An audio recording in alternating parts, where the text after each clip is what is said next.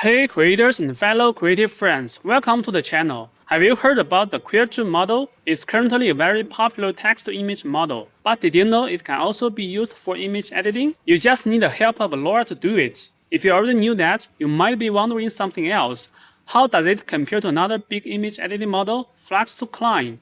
I had the exact same question. Because of that, I built a specific workflow to test and compare them. Today, I'm going to walk you through that workflow. I'll also share all the comparison results with you. First, I'll go over the workflow briefly. This way, you'll be able to tell right away that the comparison is fair. By the way, if you want to try this out yourself, you can download the setup. Just click the link in the video description to get it for free. After we cover the basics, we'll look at how both models perform in various scenarios. Then we can compare the results side by side.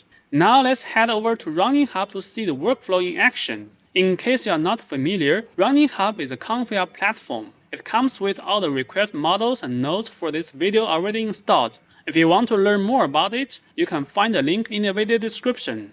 This workflow is essentially divided into two main sections. The upper section contains more nodes. This part handles image editing using the Krea Turbo model.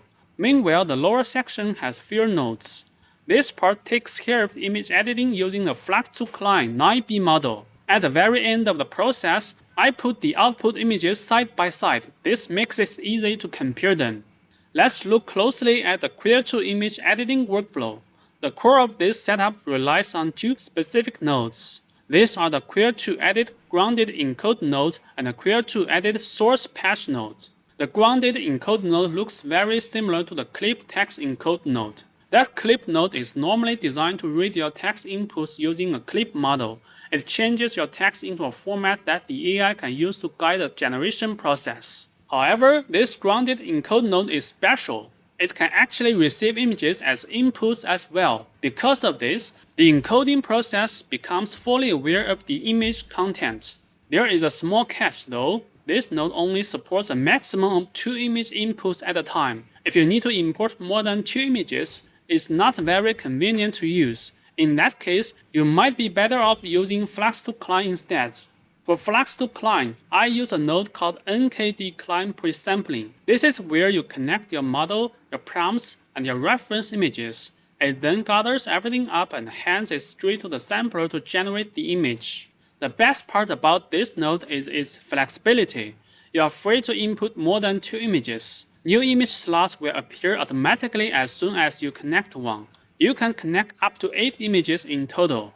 To keep things fair in this workflow, both the Krea model and the Flux.2 Klein model share the exact same 2 input images. Let me show you the second image here. You can also choose to bypass this group of nodes. If we do that, the workflow will only use one image as an input. That simply means the workflow switches to the single image editing mode. Let's jump back to the Krea setup. Another very important piece here is the Krea edit source patch node. This node actually modifies the Krea model. It allows the model to directly look at the original image while generating the new one. This is a big deal because it means the model isn't just relying entirely on your text prompt. There are quite a few parameters available in this node. If you want to fully understand what each one means, you can check out this markdown node in the workflow. The author of the node left some helpful notes there to explain everything clearly. I also want to quickly mention another helpful node for Flux.2 Klein. It gives you more fine-grained and creative flexibility during the editing process. I actually explained exactly how it works in a previous video. I'll make sure to put the link to that video below so you can watch it later. Alright, it's time for the fun part. Let's look at the output images created by this workflow. This way, we can finally compare Krea with Flux.2 Klein side by side. In the examples on the screen, the image on the far left is the original upload image that we want to edit. The image in the middle was generated by Krea. Finally, the image on the far right was generated by Flux.2 Klein. Our very first test task was removing a fork and a cherry tomato from a woman's hand. To my surprise, Krea actually did this job much better than Flux.2 Klein. Flux.2 Klein unfortunately failed to render her hand. However, let's zoom in a little bit on her face. You can see that the teeth generated by the Krea model came out misaligned and a bit flawed. On the other hand, the Flux.2 Klein model produced neat and well-aligned teeth. It did a great job there even though it struggled to preserve her hand. Now let's move on and see another task. For this one, we are changing her outfit to a floral dress. As you can see, both models finished this task successfully and the results look great. Here's another interesting task to try. I want the woman to use a fork to pick up a cherry tomato right out of the salad bowl. It looks like the Krea was a bit confused by this request. It got stuck and basically did nothing to the image. But Flux.2 Klein completely understood the task and finished it very well. Let's look at the very common image editing task next. We are going to change the background. You can see that the woman rendered by Flux.2 Klein is truly sitting up in the clouds. It looks realistic. Krea, however, only generated a few random clouds while leaving her sitting on the original sofa. The result looks pretty weird. Now let's look at the final task for single image editing.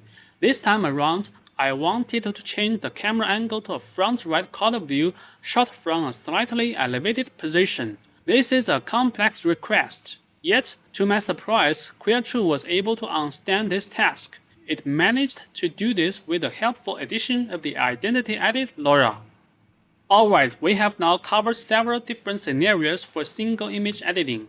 It's time to move on to multi-image editing. Our first example for this section is a face swap. Here is the face reference image we are using.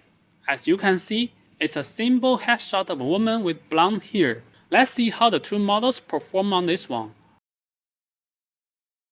At first glance, the new face generated by Flux.2 Klein looks much more similar to our reference image. But there is a problem. The head is generated far big, which makes the whole image look very unnatural. On the other hand, we have the result from Krea. It got the head size right and proportional, but the facial features don't match the reference image as closely. I do want to quickly remind you about something important.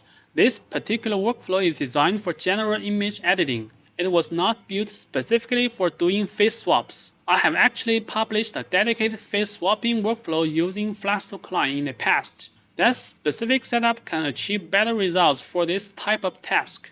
I'll make sure to put the link to it in the video description below. Also, I'm planning to publish a dedicated face swap workflow using Krea in my very next video, so definitely stay tuned for that. Alright, now let's test out the clothes swap. This beautiful red dress is the item we want to swap onto the woman. Let's see how each model handles this task. Looking at the results, it's quite obvious what happened.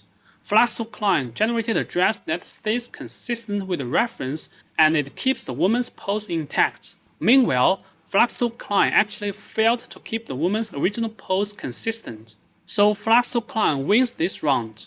By the way, I've also published a specific clothes swap workflow using Flux.2 Klein in a previous video. You can find the link to watch that video down below.